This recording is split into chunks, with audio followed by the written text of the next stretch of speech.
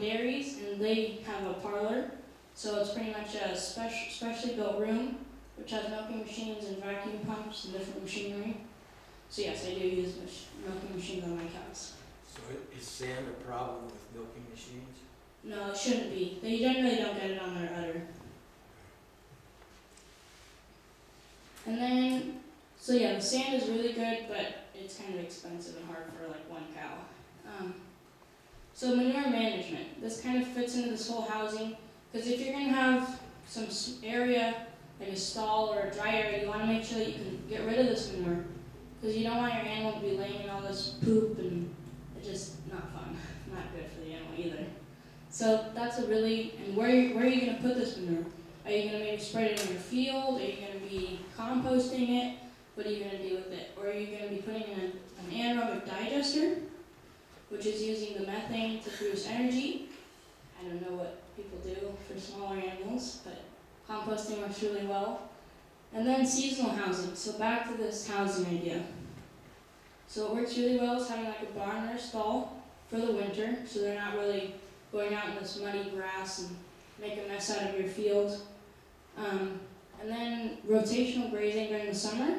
So you're going to have maybe your 2 acres fenced off in 4 areas, and you'll have a system for rotating your animal across these fields so that she's not making a mess out of these fields.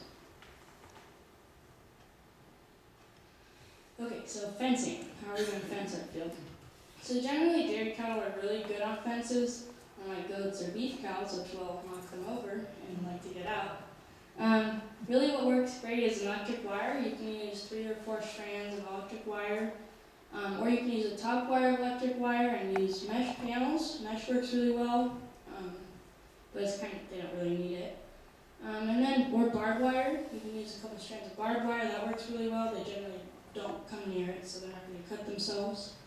And then just T-posts, so that's a metal post that you're going to be using, or just wood posts. You can really make it as fancy as you want, or just as simple as you want, to 2 strands or 3 strands of electric wire. Okie dokie, so kind of the basic diet of the dairy cow. So you're really going to want to be feeding a lot of forages, and forages I will explain in a minute what they are and kind of some examples of them. And then grain. So this, like I said earlier, is really going to depend on the age of the animal. So a milk cow is going to be eating a little more grain because she's going to be using that grain to produce milk. And then a calf's going to be eating more grain because she's growing. And a heifer maybe not quite as much. And then milk. So milk's really going to depend on when it's a calf.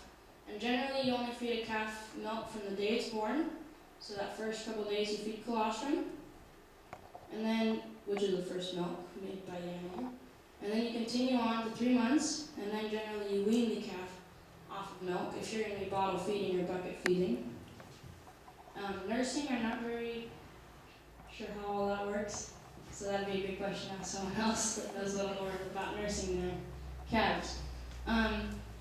You can really use whole milk, so if your cow has had her calf, you can be using that milk to feed the baby, but if you're using that milk to make cheese, butter, soap, or anything really, then you're going to be wanting to feed a milk replacer.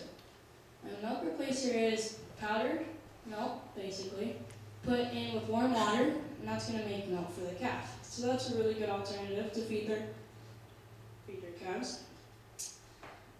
Water. Water is very, very important. Lots and lots of fresh, clean water. Cows will drink about 50 gallons of water, so about a bathtub full of water every day. Really? Yeah, it's a lot of water. Vitamins and minerals. Generally, a lot of times it's kind of mixed in their grain, you're going to have vitamins and minerals. But it never hurts to get like an iodized salt block. If you've ever been to the feed store, you might have seen those. Or just like a mineral block, just free choice set to the animal. That really works really well. It's really good for their coat, and it allows them, it just all together, it's never going to hurt them. And then seasonal feeding. So this kind of goes back to our seasonal housing. In the summer, you're going to be doing a lot more grass, so you're not going to be feeding as much hay. If your grass is getting short, you might want to add in a little bit of like hay just for her to munch on if she needs it. And then you're feeding a little less grain too, because she's eating this rich diet of grass. And then in the winter, you're going to be feeding a little nicer hay, but same a lot, much as she can eat, and a little more grain. So this really your diet is going to depend on what time of the year it is, unless your animal's indoors at all times. You let the cow determine how much they want to eat, so you don't have to know in your mind how you adjust for grass versus hay. Okay, yeah. So she's asking do I let the cow determine how much hay she can eat? Yeah, you can pretty much get a bale of hay, some local hay or something, just kind of put in your field or in your stall and just let her eat on that. Because really they're not going to overeat on hay. They're fine, they'll just eat it and I see. it'll pass So through. they'll just eat grass and then hay in addition to. Yeah, but you don't really want to do a really high quality hay like horse hay because that can get them sick too. Okay. So like local hay works really well. But for grain, you're going to be wanting to measure that out depending on the animal. So, yeah, Dennis, I saw you raising your hand once. Is there anything? Question? Isn't that Cherry Valley Dairy or wherever you're working out there, isn't that field an exceptionally good feed, or isn't it famous for the kind of feed that you get off that? You know, I think I remember something about they used to use that in a bottle and sell it to humans or something. Oh, really? I don't really know about that field. It's really nice grass generally, I know that. But we don't really make hay off of it anymore. We just put the cows in and they feed themselves. Best system ever. Is there any more questions for that? Okie dokie. What are forages? So forages I really break down into 3 parts. So forages is pretty much grass. So if they're going to pasture, it counts as a forage. It's just a forage that they're going to be going out and getting themselves. So it's either going to be grass or like a legume, which you might have growing in your field. And legumes are like clover, alfalfa, and a lot of times you have clover in their field, and cows just love that. That's candy. Hay, so just your local hays, round square bales. That counts as a legume. This is something that the farmer's going to be cutting. So cut their grass, and then they're going to be letting that dry out, and then putting it into squares, and then tying it with string. And then silage. Silage is, again, grasses or legumes, which also hay goes into grasses or legumes, like alfalfa hay. So silage is cut grass, and then they're going to be collecting this grass, and then they're going to be chopping it really fine, so these tiny pieces. And they also do this with corn. It's called corn silage. And it's pretty much that product chopped really tiny, and then put in this thing called a silo. So those really tall, weird things that you see around the valley those are usually full of silage or corn silage, and that's fermenting. So they're fermenting that because the cows, it's really healthy for the animals to eat because their compartments are pretty much fermentation vats. And they're going to be absorbing more nutrients off that fermented feed. And then, yeah. Is there anything that grows here? Like, do we have is tansy things that, a weed that can make the animals sick? He's asking about tansy. I hear that there's some bad plants that are bad for the animals to eat. Yeah, poisonous weeds. I don't know much about kind of poisonous weeds or anything. I guess we don't usually have tansy around. But usually the cows aren't going to eat those poisonous weeds unless they're really, really hungry. And then that results in nothing good. But if you're keeping your animal well fed, she's eating all the hay she wants, or if she's eating if you have lots of pasture, then she should be fine. So back to the silage. So it's pretty much just really chopped and fine and fermented. And then kind of what goes in between hay and silage is called haylage. And this is grass cut and then wrapped into these big round bales, generally weighing about a ton. And then this round bale is wrapped again by a white plastic usually, and those are the marshmallows that you see sitting in the fields around the valley, if you've ever seen those. That's called haylage, and that's pretty much silage a little longer, so it's not finely chopped. And this is halfway fermented, so it's fermented not quite as much as silage, but it's still fermented a little bit. Yeah. Is that a better for them than silage, or why did they do that? He's asking why is it better or something? A lot of times silage is harder to make because you need more machinery, so they're going to be making haylage because it's easier to make and really it's pretty much simpler to feed too. So, and silage isn't very, it's harder to get for your 1 cow around the house. I don't recommend it because you're having to go to a dairy every day to get fresh silage to feed. It's just not worth it. So you might go to a farmer that you see has these round bales out, and if he's known for good hay, then you might want to buy one of those. But if you do buy one of those, you want to know that you have the machinery to feed it. But if not that, then you can always look around and find just grass hay bales, local. I don't recommend the stuff from the food store because it's really rich, and the cows don't need that really rich feed unless you're showing them, of course. Is that all kind of clear? Did you have some of your samples? Oh, yeah. Thank you. Okay. This down. So I brought a couple samples of kind of some hay and grain that I feed or we feed at the dairy, or Cherry Valley Dairy. So water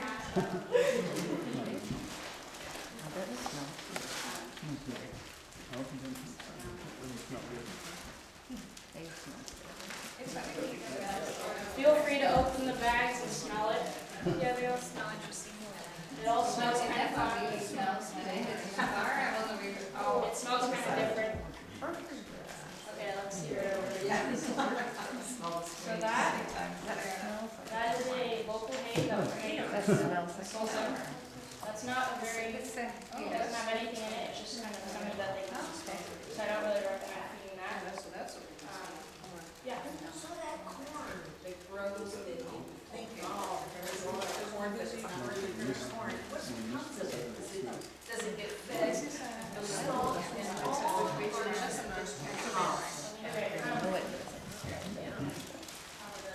So she's asking about what happens with all this deliciously looking corn that all these farmers are growing around here. What really happens with that really depends on the farm. They're either going to be sending it to a feed mill, which is going to be using the kernels, so your popcorn, to make grain, or making it for human consumption. Generally not.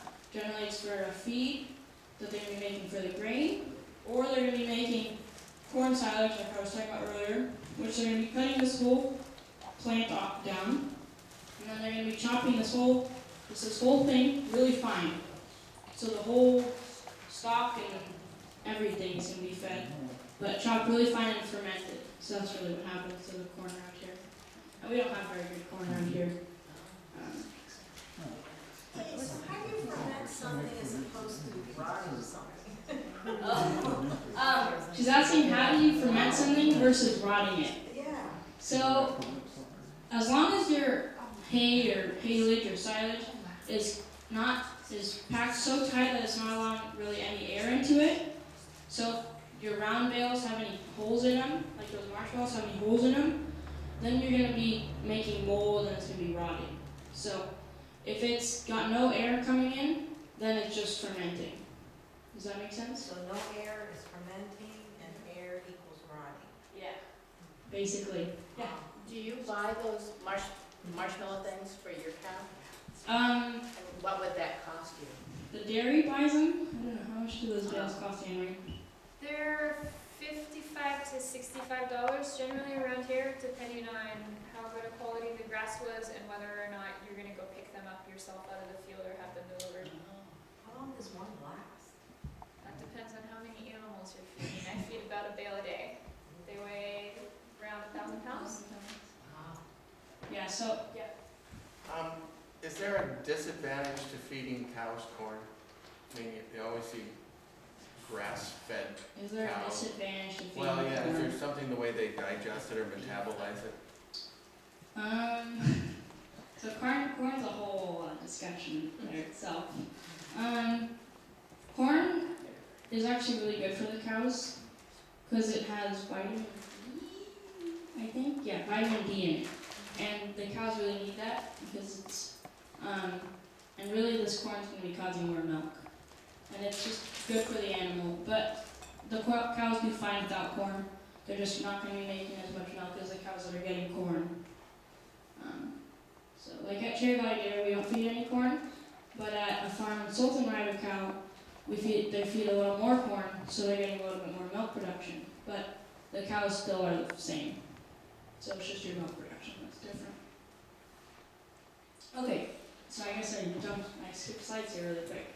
So identification. So really if you have your one cow at home or 2 cows or 3 cows, you don't need any identification unless you forget which cow is which. But then I advise and I don't know. But I'm just kind of explaining this. If you happen to buy an animal off a dairy, so you know what that thing is in their ear. No, the cows aren't putting it in themselves. It's not an earring. So they're gonna either have a tag, like this little cute calf here has. And that's really just for identification purposes. As you can see, slide identification. It's so the farmer knows which animal could have had a sickness. If she might be sick, then everybody who works there knows that this animal is sick, or this animal is in heat, so she's running an estrus, which wants to be bred. And then the farmer can write that down, and then everybody knows it, and when your breeder comes, then he knows which animal is which. So it's really just so people know who it is. And a lot of times they still do have a name, because it's fun to name them. So, tattoo. So tattoos really come along with registration. A tattoo's just a tattoo. It's going to be numbers or letters in their ear. And that's really going to coincide with their registration papers, which might be 1, 2, 3. And that's going to say on the registration papers. So that we know that this animal is number 1, 2, 3, so that we know that that's the animal that's been registered. And then a neck collar.